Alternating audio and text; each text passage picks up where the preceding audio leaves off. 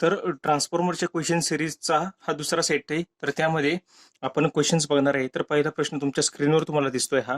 तर क्वेश्चन हा दिलेला आहे की 40 किलोवॅट केव्हीएचा ट्रान्सफॉर्मर आहे आणि हॅज अ कोर लॉस म्हणजे आयर्न लॉस म्हणजेच fixed loss of 400 watt and full load copper loss म्हणजेच व्हेरिएबल लॉस 800 वॅटचा आहे.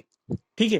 तर आपल्याला fraction of rated load at maximum efficiency मग या रेटेड लोड पेक्षा किती फ्रॅक्शन म्हणजे ह्याच्या किती टक्के लोड आपण अप्लाय केला पाहिजे त्यावेळी आपल्याला मॅक्सिमम इफिशियन्सी मिळेल.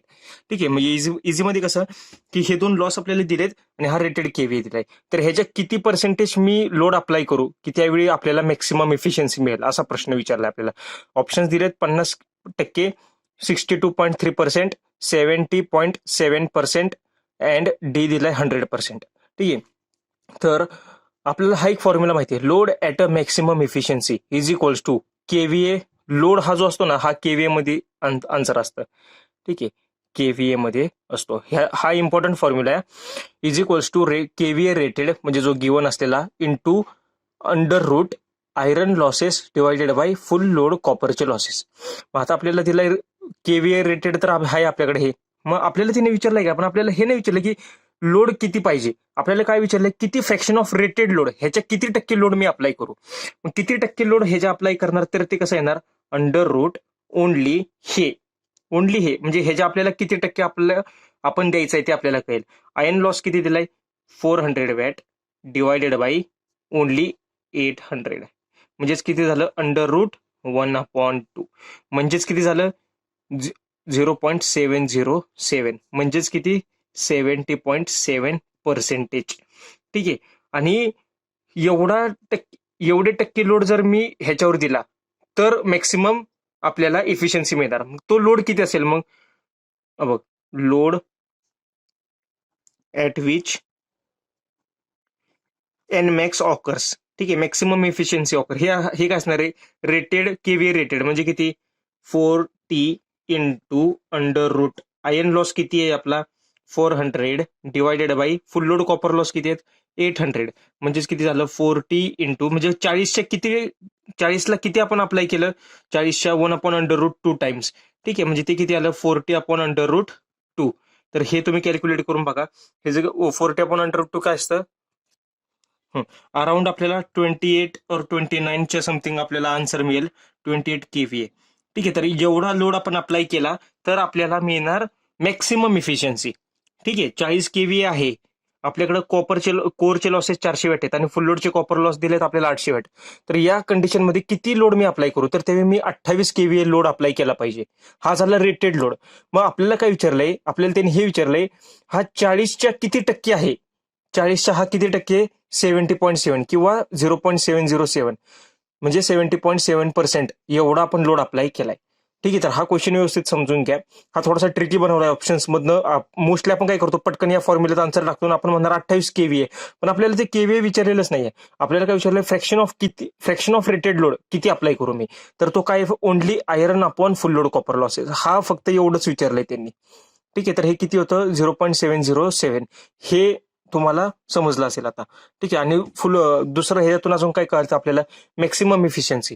मॅक्सिमम इफिशियन्सीची कंडिशन काय असते ज्यावेळी कोरचे लॉस म्हणजे 400 वॅट आणि फुल लोड कॉपर लॉस हे दोन्ही इक्वल पाहिजेत. म्हणजे जे आपले कॉपरचे लॉसेस आहेत तेवढेच आपले कोरचे लॉसेस पाहिजेत. म्हणजे जे आपले व्हेरिएबल लॉसेस आहेत तेच आपले फिक्स्ड लॉसेस पाहिजे.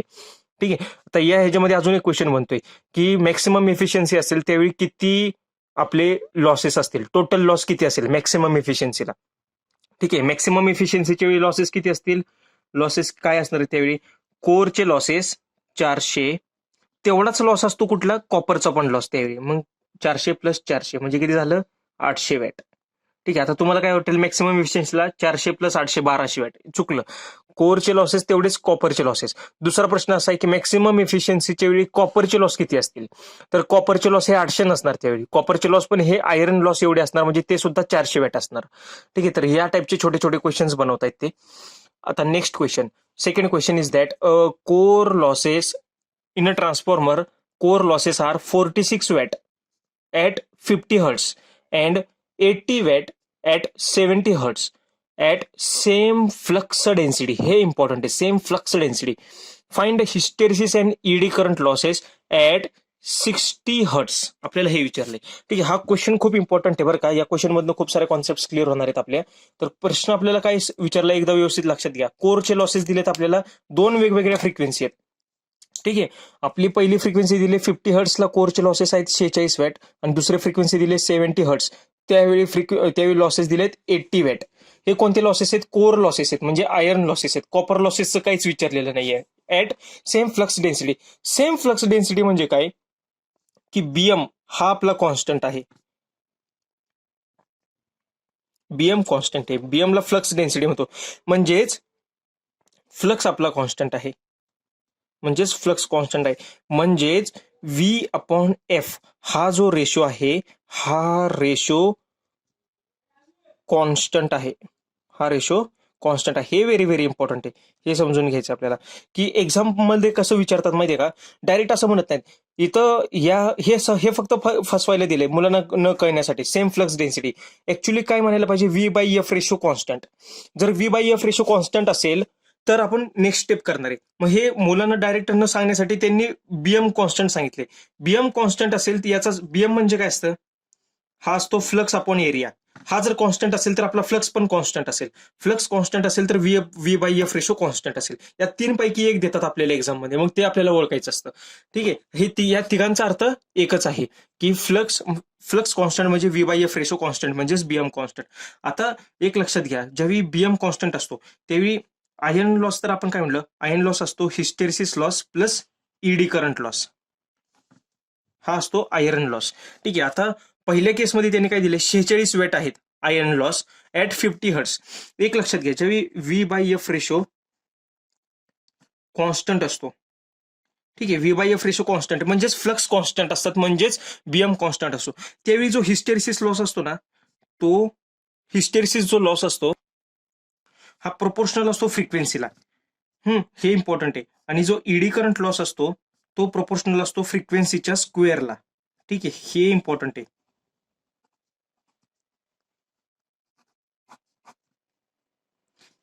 ज्यावेळी V by F ratio constant असतो, V upon F ratio constant असतो, त्याच किंवा ह्याला अजून एक दुसरं नाव काय आहे की आय एम म्हणजे मॅग्नेटायझिंग करंट जो असतो ना, तो पण आपल्याला कॉन्स्टंट आहे असं आपल्याला सांगितलंय.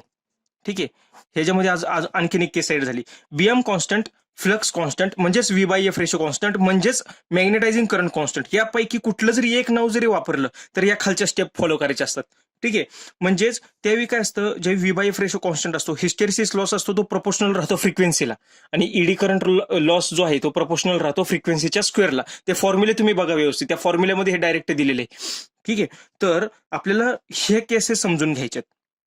ठीक आहे, आता या जर केस आपण व्यवस्थित समजून घेतल्या तर मी हिस्टेरिसिस लॉसला कसं लिहितो, मग हा प्रोपोर्शनॅलिटी कॉन्स्टंट मी काढतो. मग काय येणार इथं, ए इंटू एफ. ठीक आहे, हा ए म्हणजे कॉन्स्टंट आला. आणि ईडी करंट लॉसला मी कसं लिहिलं, बी इंटू एफ स्क्वेअर. ठीक आहे, नाव आता टोटल माझे आयर्न लॉसेस पहिल्या केसला किती आहेत, 46 वॅट. ठीक आहे, मग 46 is equals to iron loss is equals to hysteresis plus eddy current, असं आहे ना ते. Iron loss is equals to hysteresis plus eddy current या फॉर्म मध्ये दिले आपल्याला. मग हिस्टेरिसिस लॉस काय पहिला, ए इंटू एफ. मग ए मी हाय तसाच ठेवला. फ्रिक्वेन्सी काय माझी पहिल्या केसमध्ये 50 हर्ट्स, ए इंटू 50 प्लस दुसऱ्या केसमध्ये बी म्हणजे हा ईडी करंट लॉस बी इंटू एफ स्क्वेअर आहे ना, मग बी इंटू फ्रिक्वेन्सीचे म्हणजे 50 हर्ट्सचा स्क्वेअर असं. ठीक आहे, हे झालं माझं पहिलं इक्वेशन. नाव सेकंड इक्वेशन माझं सेम कसं होणार आहे, 70 हर्ट्सला माझे 80 वॅट आहे, 80 वॅट. मग 80 watt is equals to A into F. F म्हणजे फ्रिक्वेन्सी, ती किती दुसऱ्या केसमध्ये 70 प्लस बी इंटू फ्रिक्वेन्सीचा स्क्वेअर म्हणून 70चा स्क्वेअर. हे झालं माझं सेकंड इक्वेशन. ठीक आहे, हे दोन इक्वेशन तुम्हाला लिहिता आले पाहिजेत, कारण की या दोन इक्वेशन वरती एक्झाम्पल हे सॉल्व्ह होणार आहे. ठीक आहे, आता हे दोन इक्वेशन आपण सॉल्व्ह करू शकतो आपल्या नेहमीच्या मेथडने. ठीक, म्हणजे ह्याला 70 निघूनायचं, ह्याला 50 निघूनायचं, असं करून तुम्ही ए आणि बी व्हेरिएबल काढू शकता. ठीक आहे, आता मी यामध्ये ऑलरेडी ए आणि बी हे दोन्ही व्हेरिएबल मी फाइंड आउट केलेले आहेत. ए व्हेरिएबल किती येतो, अराउंड 0.36 येतो. ठीक आहे, आणि बी व्हेरिएबल हा जो आहे हा 0. 011. आता हे तुम्ही सॉल्व्ह केलं ना तरी तुम्हाला येऊन जाईल आन्सर. ठीक आहे. मग आपल्याला आपण हे काय केलं, आपण यातून ए आणि बी हे दोन व्हेरिएबल काढले, म्हणजे हा आणि हा हे दोन व्हेरिएबल फाइंड आउट केले. आता मला हिस्टेरिसिस आणि एडी करंट लॉस काढायचा आहे 60 हर्ट्सला. ठीक आहे. आता हिस्टेरिसिस लॉस अगेन काय येणार, hysteresis loss is equals to A into F. आता माझ्याकडे ए आहे का, ए दिलाय मला, ए मी फाइंड आउट केला 0.362 इंटू फ्रिक्वेन्सी. आता मला कुठल्या हर्ट्सला काढायचं आहे, 60 हर्ट्सला, म्हणून इंटू 60 केलं. ठीक आहे. सिमिलरली ईडी करंट पण मी काय केलं 0.011 इंटू फ्रिक्वेन्सी माझी किती आहे 60 हर्ट्स. ठीक आहे. तर हे दोघांचा मी गुणाकार केला. आता ह्या दोघांच्या ह्याच्यावरून आपल्याला काय समजून येतं की जे आपलं आन्सर आहे, ठीक आहे, आन्सर जे आहे हे जर किती येईल बघा, 60 इंटू 3 साहित्रिक 18 म्हणजे 20च्या दरम्यान येईल आन्सर, 22 वॅट. ठीक आहे. ही इथं एफ स्क्वेअर आहे. ठीक आहे. इथं एफ स्क्वेअर जर घेतला तर 40 वॅटच्या दरम्यान आपलं आन्सर येते. तर यावरून आपल्याला काय समजतंय की हे दोन आपण काढले. मग हे जे गणित काय घेतलं इम्पॉर्टंट, कारण की हे काय होतं, यामध्ये आपण पीएच आणि पीई हे दोन काढले, एक एफ आहे आणि एक आहे एफ स्क्वेअर. या दोघांवरती हे दोन्ही डिपेंड असतात. ठीक आहे. तर हे दोन प्रश्न आपण फक्त बघितले. या दोन मध्ये खूप सारे कॉन्सेप्ट क्लिअर झाले आपल्या. पहिल्या क्वेश्चन मध्ये काय बघितलं की आपण कोणत्या लोडला आपल्याला मॅक्सिमम इफिशियन्सी मिळते, तर तो लोड कोणता असतो, kVA rated into PI upon PCU full load under root मध्ये. आणि दुसऱ्या केसमध्ये काय बघितलं, ज्यावेळी सेम फ्लक्स डेन्सिटी असते, म्हणजेच काय, बीएम कॉन्स्टंट असतो. फ्लक्स डेन्सिटी म्हणजेच फ्लक्स कॉन्स्टंट आहे, बीएम कॉन्स्टंट आहे, फ्लक्स कॉन्स्टंट आहे, V upon F ratio constant आहे आणि मॅग्नेटायझिंग करंट सुद्धा कॉन्स्टंट आहे. ह्या 4 शब्द त्यामध्येच आले. आणि त्यावरनं hysteresis proportional to F, eddy current proportional to F square, हे दोन इक्वेशन आपण बनवले. या दोघांवरनं हे असे दोन, आणि हे दोन फक्त सॉल्व्ह करून आन्सर काढू शकता. हा थोडासा थेरॉटिक कन्व्हेन्शनल टाईपचा क्वेश्चन येतो, लेंदी, पण हे छोटे छोटे पॉईंट इम्पॉर्टंट आहेत. ठीक आहे. थँक्यू.